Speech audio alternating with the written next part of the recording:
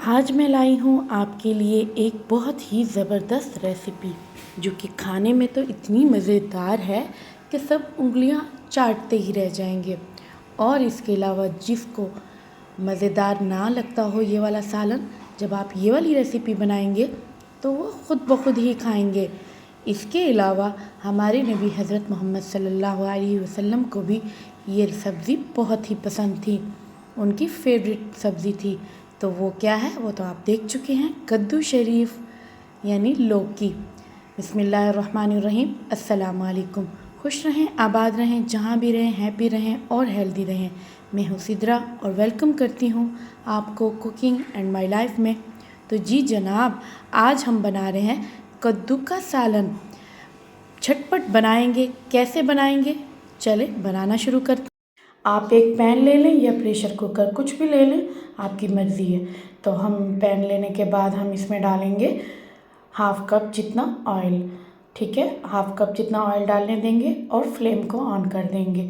جب ہمارا آئل گرم ہو جائے گا تو ہم اس میں ڈالیں گے ایک کڑی پتہ ڈالیں گے، 1/4 ٹی اسپون کلونجی ڈالیں گے، وائٹ زیرہ ڈالیں گے 1/4 ٹی اسپون، اور اس کے علاوہ گرم مسالہ ڈالیں گے، مکس گرم مسالہ، اور بلیک زیرہ ڈالیں گے 1/4 ٹی اسپون۔ تھوڑا سا ڈالیں گے آئل میں اور پھر اس کے بعد ہم اس کو تھوڑا سا آئل میں فرائی کریں گے، اتنا فرائی کریں گے کہ اس کی خوشبو آنے لگ جائے، پیاری سی خوشبو جب آنے لگ جائے گی تو ہم ڈال دیں گے 2 عدد پیاز، درمیانے سائز کے میں نے لیے تھے اور میں نے ان کو چاپ کر لیا تھا۔ اور ان کو چاپ کرنے کے بعد اگر آپ کے پاس چاپر نہیں ہے تو آپ ایسے بھی کاٹ کے ڈال سکتے ہیں، ٹھیک ہے۔ ان کو ڈالنے کے بعد ہم نے ان کو اچھے سے لائٹ براؤن کر لینا ہے۔ اتنا زیادہ لائٹ براؤن نہیں کرنا، نارمل کریں گے، اتنا نہ کریں کہ ہم ان کو جلا دیں، ٹھیک ہے۔ لائٹ براؤن کا مطلب ہوتا ہے لائٹ براؤن۔ تو چلیں ہم ان کو لائٹ براؤن کر لیتے ہیں۔ تو دیکھیں ماشاءاللہ ہمارے یہ لائٹ براؤن ہو چکے ہیں، جیسے کہ میں نے آپ کو بولا تھا کہ ہم نے لائٹ براؤن کرنا ہے۔ تو لائٹ براؤن ہونے کے بعد ہم اس میں ڈال دیں گے لہسن ادرک کا پیسٹ 1 ٹیبل اسپون، ٹھیک ہے۔ اور پھر ہم نے اس کی اسمیل ختم کرنی ہے۔ لہسن ادرک ڈالنے کے بعد ان کو براؤن کریں گے تاکہ ان کی اچھے سے اسمیل ختم ہو جائے۔ تو جیسے کہ میں نے آپ کو بتایا ہمارے نبی حضرت محمد صلی اللہ علیہ وسلم کی پسندیدہ سبزی تھی۔ تو جو چیز اگر آپ کو پسند نہیں ہے تو آپ منہ سے نہ بولیں۔ کھانے کے آداب یہ ہیں کہ آپ منہ سے نہ بولیں، کیونکہ کبھی بعض اوقات ایسا ہوتا ہے کہ اللہ تعالیٰ کو ہماری بہت ساری باتیں ناپسند اچھی نہیں لگتی، کیونکہ رزق کے آداب یہ ہیں کہ آپ ان کو، اگر آپ کو یہ کوئی چیز اچھی نہیں لگ رہی کھانے میں تو آپ ان کو سائڈ پہ رکھ دیں اور دوسری کوئی سالن یا کوئی بھی چیز آپ اٹھا کے کھا لیں۔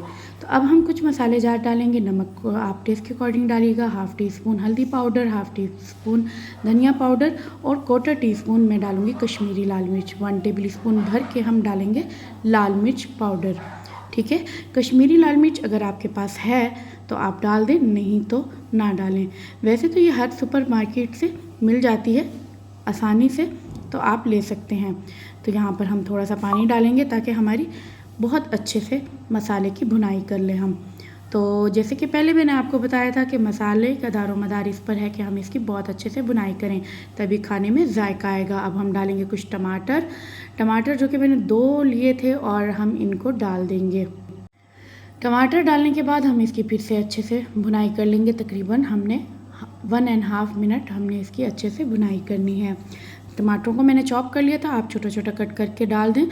تو جن کے پاس چاپر نہیں ہوتا تو وہ چھوٹا چھوٹا کٹ کر کے ڈال سکتے ہیں، ٹھیک ہے۔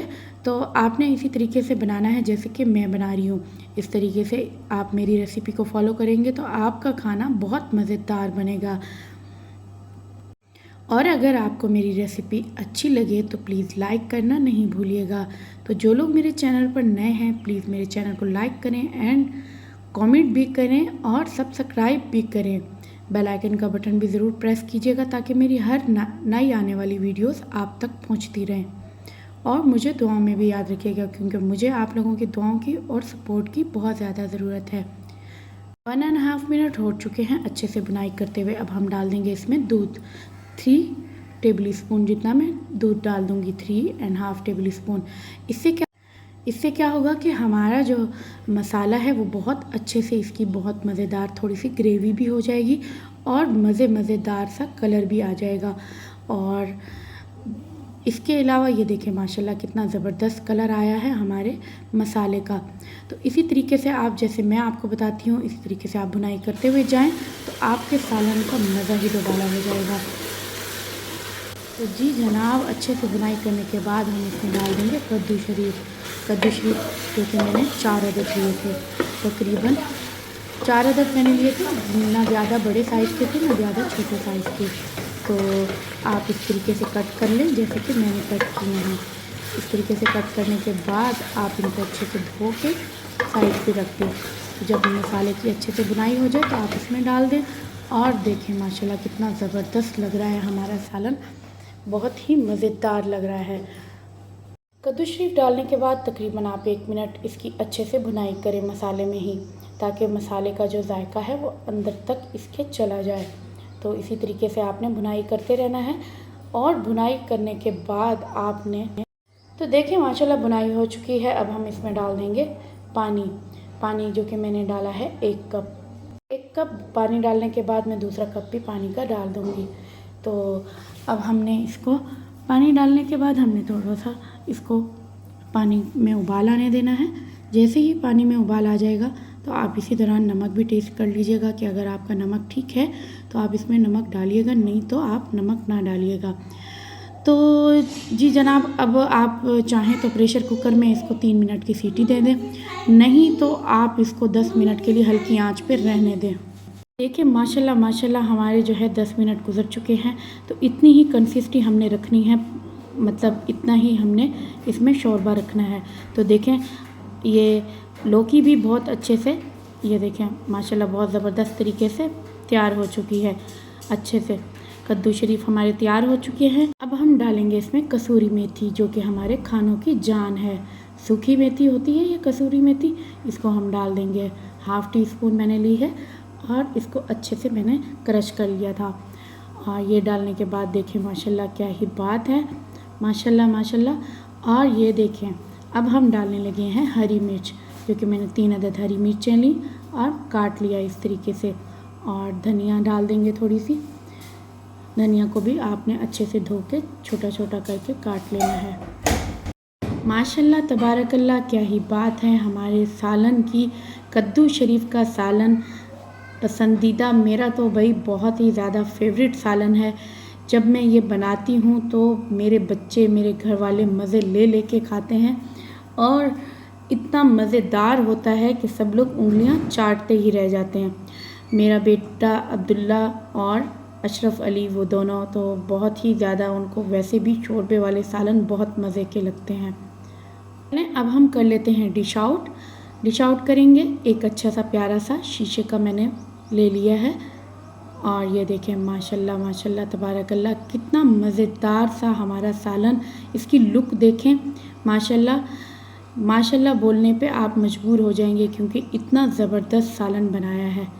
تو اسی طریقے کا سالن آپ بھی بنائیں اور اپنے گھر والوں کو بنا کے کھلائیں۔ کچھ لوگوں کے بچے خاص طور پر کھانا نہیں پسند کرتے، سبزی ناک منہ چڑھا کے کھا لیتے ہیں اور بہت ساری باتیں کرتے ہیں۔ تو اگر آپ میری یہ ریسیپی فالو کریں گے تو ضرور وہ کھائیں گے، اور بہت ہی مزے لے کے کھائیں گے۔ تو یہ ٹھنڈی سبزی بھی ہوتی ہے، اور اس میں بہت زیادہ وٹامنس بھی ہوتے ہیں۔ ہم لوگ گرمیوں میں سب سے زیادہ یہی سبزی بناتے ہیں۔ تو اگر آپ لوگوں کو ٹھنڈے پکوڑے کھانے ہیں، یعنی کہ کدو شریف کے پکوڑے، جی ہاں، تو اگر آپ لوگوں کو کھانے ہیں تو مجھے کامنٹس باکس میں ضرور بتائیے گا، میں آپ کو اس ریسیپی ضرور بتاؤں گی۔ تو ملتی ہوں آپ کو کل ایک نیو ریسیپی کے ساتھ، انشاءاللہ۔ مجھے دعاؤں میں یاد رکھیے گا۔ اللہ حافظ۔